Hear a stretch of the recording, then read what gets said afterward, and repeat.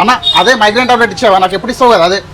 అరే ఇదేంటి భయ్, నువ్వు 1 సంవత్సరం నుండి మైగ్రేన్ టాబ్లెట్ వేసుకుంటున్నావు. ఇన్ని మైగ్రేన్ టాబ్లెట్స్ వేసుకోవడం మంచిది కాదు. నీకు అయినా డాక్టర్ ఒకసారి ఎంఆర్ఐ సజెస్ట్ చేశాడు కదా. అమ్మో ఎంఆర్ఐ సార్, ఎంఆర్ఐ అంటే నాతో అస్సలు కదా సార్. ఎప్పుడైనా సరే నా మిషన్ దగ్గరికి వెళ్తే ఆ సౌండ్స్కి నాకు ఏదేదో భయం అయితే ఉంటుంది. ఎన్నోసార్లు పోయినా మళ్ళీ వాపస్ వచ్చేసిన. అసలు తీసుకొని ఫోన్ కూడా ఎప్పుడు కూడా. అయ్యో ఇప్పుడు ఎంఆర్ఐ అంటే భయం ఏం లేదండి. మీలాగా భయపడే వాళ్ళ కోసమే ఓపెన్ ఎంఆర్ఐ వచ్చింది. దాంట్లో మీరు తీసుకోవడానికి వెళ్ళినప్పుడు తోడుగా మీ భార్య కూడా రావచ్చు. జస్ట్ ఓపెన్ గా ఉంటుంది అన్నట్టు. అవునండి, గుంటూరులో ఉన్న లీలా కార్తికేయ హాస్పిటల్లో అయితే ఆంధ్రప్రదేశ్లోనే మొట్టమొదటిసారిగా ఓపెన్ ఎంఆర్ఐ సదుపాయాన్ని అయితే కల్పించారండి. భయం ఉండదు, శబ్దం ఉండదు. అసలు పెద్దవారే కాదండి, చిన్న పిల్లలు కూడా ప్రశాంతంగా ఎంఆర్ఐ చేయించుకోవచ్చు.